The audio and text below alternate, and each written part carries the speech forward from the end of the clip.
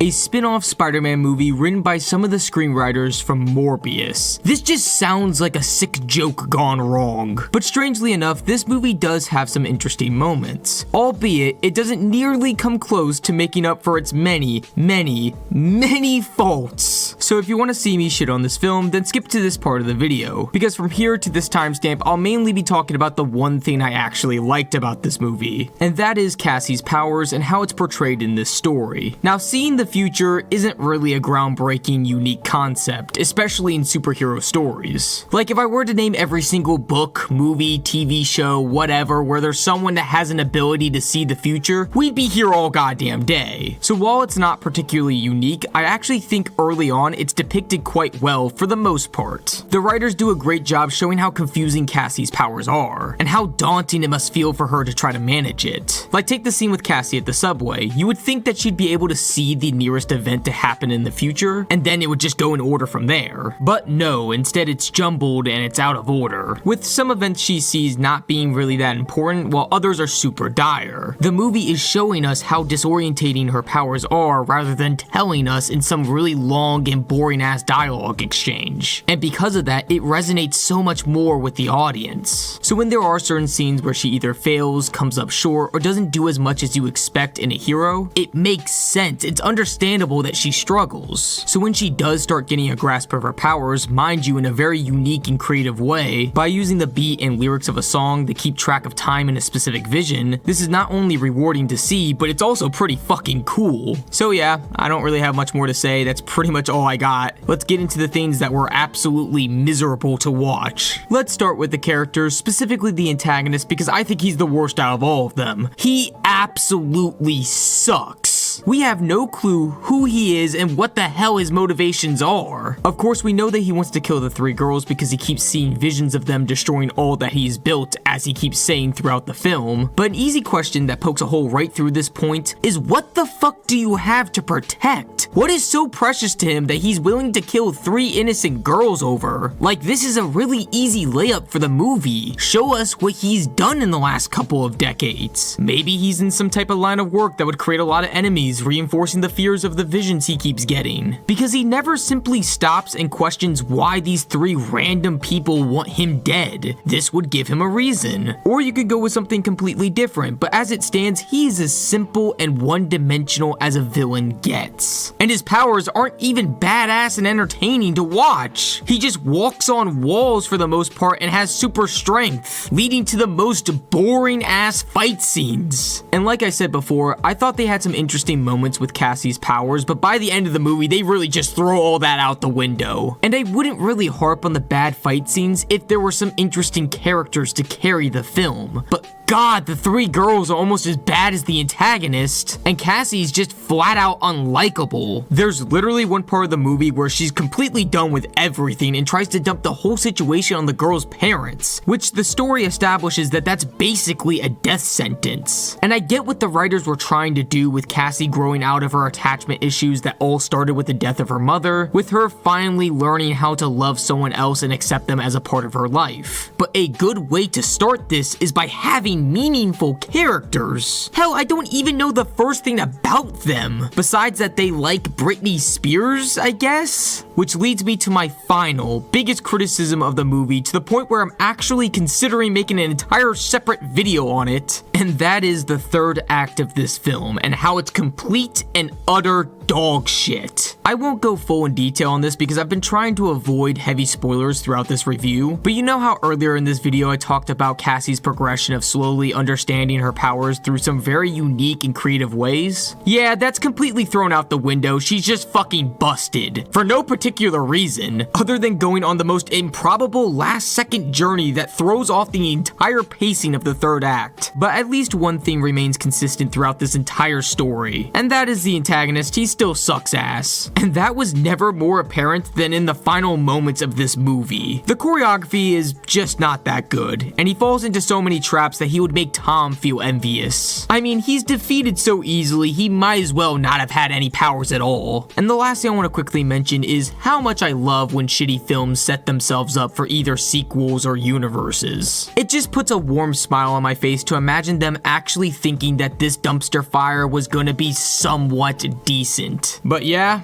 all in all, it wasn't really that good, which is what I expected, but I at least was hoping for a fun bad movie. And I didn't really get that, sadly. Thank you for watching. If you enjoyed, consider liking, subscribing, and comment below what I should do next. I'll do animes, shows, movies, games, whatever. But again, thank you so much for watching.